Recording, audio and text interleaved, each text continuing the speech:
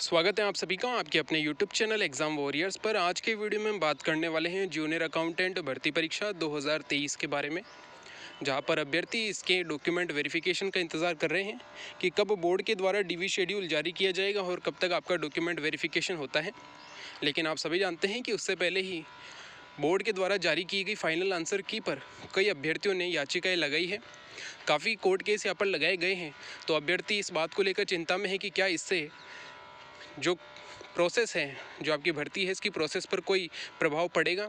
साथ ही उन अभ्यर्थियों को भी चिंता रहती है जो कि यहाँ पर पहले से ही फाइनल कट ऑफ जो जा सकती है उसके आसपास हैं, तो उन्हें ये डर लगता है कि कई कोर्ट के निर्देश पर अगर यहाँ पर आंसर की वापस आती है तो क्या उन्हें यहाँ पर बाहर किया जाएगा, या फिर वे अभ्यर्थी जिन्होंने याचिकाएं लगाई है उन्हें भी इस बात की चिंता है कि यहाँ पर अगर कोर्ट के निर्देश पर आंसर की में बदलाव किया जाता है तो क्या उनका सिलेक्शन हो पाएगा या नहीं। तो इन सभी चीज़ों पर हम आज की वीडियो में बात करेंगे, क्योंकि आप सभी जानते हैं कि ऐसी कोई भर्ती आती नहीं है जिसमें कि आंसर की पर कोई ऑब्जेक्शन ना लगाया जाए कोर्ट में। ऐसी सभी भर्तियां हैं जिनमें कहीं ना कहीं कोर्ट में जाकर याचिकाएं लगती है और इसके बाद जो कोर्ट का निर्देश होता है या जो भी उसके द्वारा निर्णय लिया जाता है वो सब अलग अलग होता है। यानी कि अभी तक पूरे राजस्थान में ऐसा कोई प्रणाली, ऐसी कोई प्रक्रिया है नहीं जिसमें कि ये कहा जा सके कि अगर कोई क्वेश्चन वाकई में गलत तरीके से डिलीट किया गया है और कोर्ट का निर्देश उसके पक्ष में क्या आना चाहिए, ऐसी अभी तक कोई प्रक्रिया नहीं है। सब कुछ कोर्ट पे निर्भर करता है, क्योंकि आप सभी जानते हैं कि लगभग सभी भर्ती क्वेश्चन को लेकर कोर्ट में जाती है। अभी तक ऐसी कोई भर्ती नहीं देखी गई जो कि क्वेश्चन को लेकर कोर्ट में नहीं गई हो, और कोर्ट का आदेश हर भर्ती के लिए कुछ ना कुछ अलग रहा है। इसके बारे में हम बात करेंगे कि यहाँ पर कितने % चांस बनते हैं कि यहाँ पर कोई बदलाव रिजल्ट में देखा जाएगा। तो आज का ये वीडियो उन सभी अभ्यर्थियों के लिए काफ़ी इंपॉर्टेंट रहेगा जिन्हें अपने सिलेक्शन को लेकर चिंता है, क्योंकि उनके नंबर कट ऑफ से कम रह सकते हैं। यानी कि अभी जो कट ऑफ गई है उससे उनके नंबर लगभग 15 या 20 नंबर ज़्यादा है, तो उन्हें काफ़ी चिंता है कि क्या उनका फाइनल सिलेक्शन यहाँ पर हो पाएगा। साथ ही हम बात करेंगे वे अभ्यर्थी जिन्होंने याचिका लगाई है उनके लिए क्या यहाँ पर चांस बनते हैं कि वो सेलेक्ट होंगे या नहीं। तो सबसे पहले हम कुछ पिछली भर्तियों के बारे में बात कर लेते हैं, जिससे कि आपको क्लियर होगा कि यहाँ पर कोर्ट का आदेश किस किस प्रकार का आ सकता है। तो सबसे पहले हम बात करते हैं कि कोर्ट ने यहाँ पर जब भी निर्णय दिए हैं तो उसमें दो चीज़ें हो सकती है। सबसे पहली चीज़ ये होती है कि सिर्फ याचिकाकर्ता को ही फ़ायदा हो। सेकंड चीज़ होती है कि यहाँ पे पूरे रिजल्ट पर प्रभाव डाला जाए, यानी कि पूरी आंसर की में बदलाव किया जाए। यानी कि एक तरीके से अगर हम बात करें तो जो भी क्वेश्चन को लेकर याचिका लगी है उसका प्रभाव सभी अभ्यर्थियों पर पड़े। तो ये दो तरह की चीज़ें होती है। अगर यहाँ पर सिर्फ याचिकाकर्ता को फ़ायदा दिया जाता है तो कम चांस बनते हैं कि जो पुराना रिजल्ट आया है उसमें यहाँ पर कोई बदलाव हो। लेकिन अगर यहाँ पर एक्सपर्ट कमेटी बैठती है और पूरे आंसर की का रिव्यू होता है और अगर उसमें बदलाव किया जाता है तो इसका प्रभाव आपके पूरे रिजल्ट पर पड़ने वाला है, और इसी प्रोसेस में आपका डॉक्यूमेंट वेरिफिकेशन लेट हो सकता है। क्योंकि आप सभी जानते हैं कि लगभग अब सुनवाई होने वाली है कुछ दिनों में, तो यहाँ पर जैसा कोर्ट का निर्देश आएगा उस हिसाब से यहाँ पर आगे की प्रोसेस की जाएगी। अगर यहाँ पर आंसर की में रिव्यू किया जाता है तो हो सकता है आपका डॉक्यूमेंट वेरिफिकेशन अभी नहीं हो, लेकिन अगर ऐसा नहीं होता है तो आपका डॉक्यूमेंट वेरिफिकेशन करवा लिया जाएगा। और बाद में अगर कोई अभ्यर्थी यहाँ पर और चयनित होता है तो उसका अलग से यहाँ पर डीवी कराकर उसे ज्वाइनिंग दी जाएगी अगर वो फाइनली सेलेक्ट हो जाता है। तो अगर हम बात करें पिछली कुछ भर्तियों की, तो मैं 3 भर्तियों के बारे में आपको बताऊँगा। सबसे पहले अगर हम बात करें तो बेसिक कंप्यूटर इंस्ट्रक्टर, आप सभी जानते हैं एग्ज़ाम हुआ था। इसमें एक क्वेश्चन को लेकर यहाँ पर कोर्ट में याचिका लगाई गई थी और कोर्ट के आदेश पर उस एक क्वेश्चन का ऑप्शन चेंज किया गया था, और उसके बाद उसमें लगभग जितना अनुमान है 560 अभ्यर्थी अतिरिक्त यहाँ पर सेलेक्ट हुए थे। तो आप समझ सकते हैं कि एक क्वेश्चन की वजह से कितना प्रभाव रिजल्ट पर देखने को मिला। लेकिन उस रिजल्ट में कोई भी अभ्यर्थी को बाहर नहीं किया गया था। इसका कारण ये भी हो सकता है कि यहाँ पर पहले से ही काफ़ी पोस्ट रिक्त रह गई थी। आप सभी जानते हैं बेसिक कंप्यूटर इंस्ट्रक्टर में फाइनली 60% ही पोस्ट भर पाई थी, तो यहाँ पर किसी अभ्यर्थी को बाहर नहीं किया गया था, जबकि लगभग 550 अभ्यर्थियों को अतिरिक्त यहाँ पर सेलेक्ट किया गया था।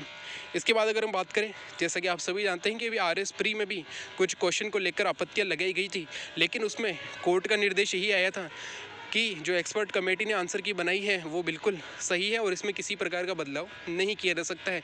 तो उसने उस याचिका को खारिज कर दिया था, जबकि आप सभी जानते हैं कि वहाँ पर भी कुछ क्वेश्चन ऐसे थे जिनमें बदलाव होना चाहिए था, लेकिन ऐसा नहीं हुआ था। तो आप सभी जानते हैं कि कोर्ट का निर्देश हर भर्ती में कुछ ना कुछ अलग ही होता है।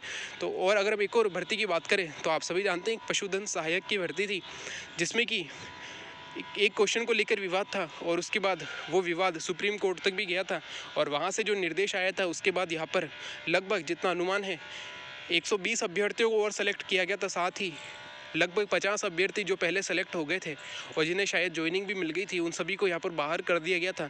तो आप समझ सकते हैं कि जब भी किसी क्वेश्चन को लेकर या बहुत सारे क्वेश्चन को लेकर कोर्ट में याचिका लगती है तो आदेश कुछ भी आ सकता है कोर्ट के द्वारा, जिसका प्रभाव अभ्यर्थियों पर देखा जाता है।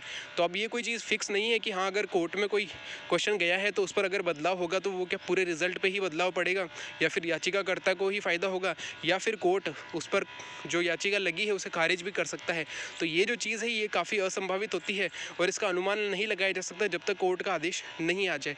तो अभी ये कहना बहुत मुश्किल होगा कि इससे फ़ायदा किस किस को होगा, लेकिन आप समझ सकते हैं कि अगर इस क्वेश्चन से मान लीजिए सिर्फ याचिकाकर्ता को फ़ायदा दिया जाता है तो पूरे रिजल्ट पर कोई प्रभाव नहीं पड़ेगा, जितना हम पिछली भर्तियों को देखकर कह सकते हैं।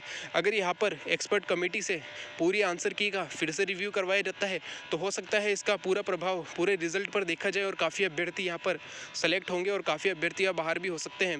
थर्ड चीज़ ये भी हो सकती है कि कोर्ट ये कह दें कि बोर्ड के द्वारा जो एक्सपर्ट कमेटी ने फाइनल आंसर की बनाई है वो बिल्कुल सही है और उसमें किसी प्रकार की कोई गलती नहीं है। तो यहाँ पर इस प्रकार का निर्देश आ सकता है और यहाँ पर आपकी प्रोसेस जल्द से जल्द पूरी करवाई जा सकती है। लेकिन आप सभी जानते हैं कि हाई कोर्ट के बाद एक सुप्रीम कोर्ट का भी ऑप्शन होता है। तो अगर अभ्यर्थी सुप्रीम कोर्ट जाते हैं, क्योंकि वहाँ पर अब निर्णय आने में काफ़ी समय लगता है, तो हो सकता है कि आप सभी की ज्वाइनिंग होने के बाद अगर सुप्रीम कोर्ट ऐसा कोई निर्णय दे दे कि यहाँ पर इन अभ्यर्थियों को सेलेक्ट किया जाए, तो हो सकता है जिन अभ्यर्थियों की ज्वाइनिंग हो जाए उन्हें भी यहाँ पर बाहर किया जा सकता है। तो ये सब चीज़ें होती है जो कि जिसका कि हम अनुमान नहीं लगा सकते हैं, क्योंकि ये सब कोर्ट के निर्देश पर डिपेंड करता है और आप सभी जानते हैं कोर्ट के निर्देश बदलते रहते हैं। आज उसने अगर ये निर्देश दिया है किसी भर्ती में तो हो सकता है अगली भर्ती में वो कुछ और यहाँ पर ऑर्डर दे दें। तो इस प्रकार की चीज़ें होती है। तो यहाँ पे ये चीज़ें संभावित नहीं है कि हम ये कह सकें कि नहीं बिल्कुल यहाँ पर याचिकाकर्ता को ही फ़ायदा होगा, या फिर यहाँ पे जो अभ्यर्थी सेलेक्ट हो गया उसे बाहर नहीं किया जाएगा, या फिर यहाँ पे कोई ऑर्डर जो आएगा वो याचिकाकर्ताओं के पक्ष में ही आएगा। तो ये सब चीज़ें काफ़ी असंभावित होती है। इस पर आपकी क्या राय है, आप कमेंट बॉक्स में बता सकते हैं कि वाकई में क्या होना चाहिए।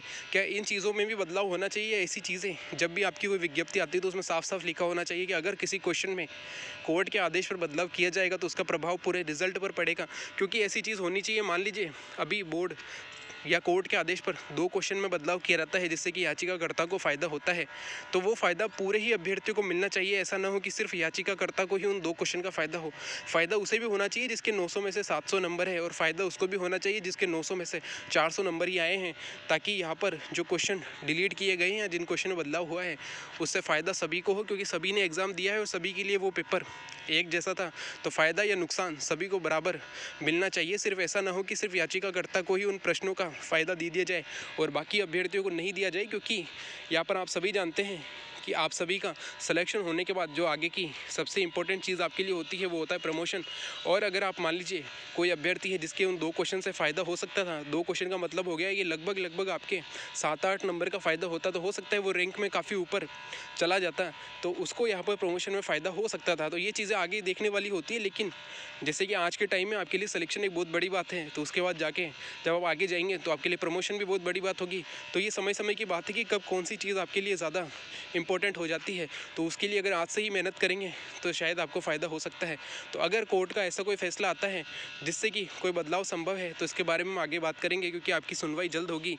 अभी पहली हियरिंग होनी है तो उसमें बोर्ड से जवाब मांगा जाएगा कि उसके द्वारा किस प्रकार से इन फाइनल आंसर की निकाली गई, जिसमें कि बोर्ड जो दूसरी सुनवाई होगी उसमें जाकर उसका जवाब देगा, और तब जाकर जो है कोई ना कोई निर्णय सामने आएगा कि क्या इसमें एक्सपर्ट कमेटी को बैठाना चाहिए जो कि पूरी आंसर की का रिव्यू करे, या फिर जो भी याचिकाकर्ता जो भी प्रूफ रखेंगे उनको मानते हुए यहाँ पर आंसर की में बदलाव किया जाएगा, या फिर कोर्ट दूसरी या तीसरी सुनवाई में जाकर इस याचिका को खारिज कर देगा।